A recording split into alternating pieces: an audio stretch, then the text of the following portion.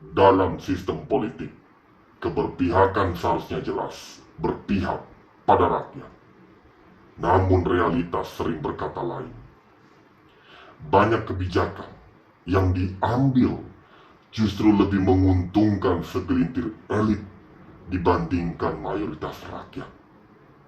Hal ini terlihat dari berbagai regulasi ekonomi, kebijakan sosial, hingga pembangunan yang lebih berpihak pada kepentingan korporasi atau golongan tertentu.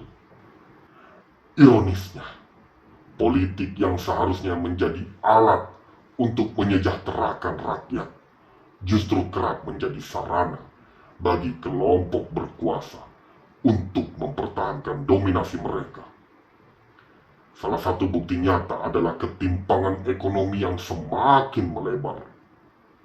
Ketika segelintir orang bisa mengakumulasi kekayaan dengan mudah, jutaan rakyat masih bergelut dengan sulitnya memenuhi kebutuhan dasar.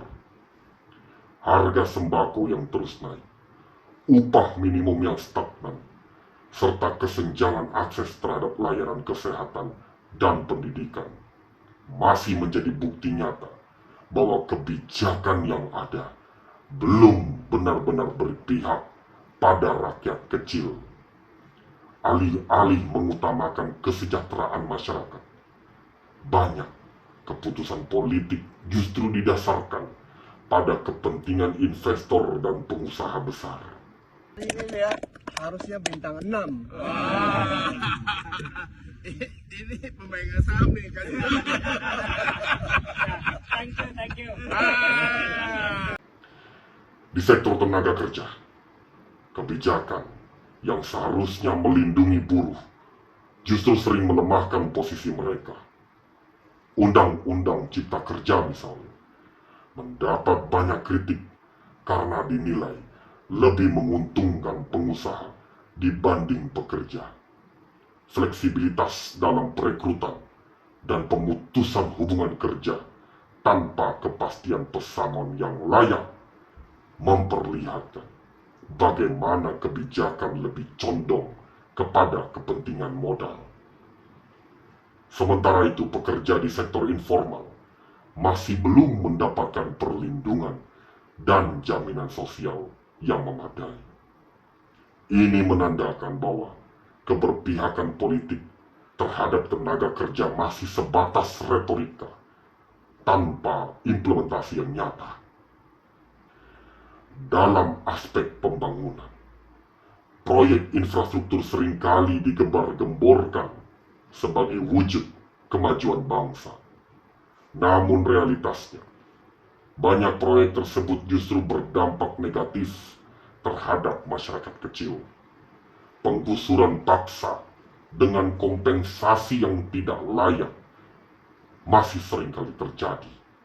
Sementara masyarakat yang terdampak tidak mendapat solusi yang adil.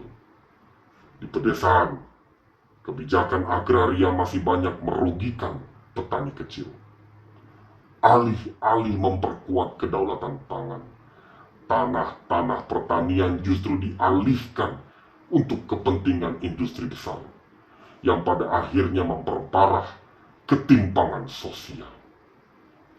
Selain itu, dalam dunia pendidikan, masih banyak anak-anak dari keluarga kurang mampu yang sulit mendapatkan akses pendidikan yang berkualitas. Sekolah negeri yang seharusnya menjadi solusi justru seringkali mengalami keterbatasan fasilitas dan tenaga pengajar. Di sisi lain, pendidikan berkualitas hanya bisa diakses oleh mereka yang mampu membayar mahal. Ini mencerminkan bahwa keberpihakan dalam kebijakan pendidikan masih jauh dari harapan.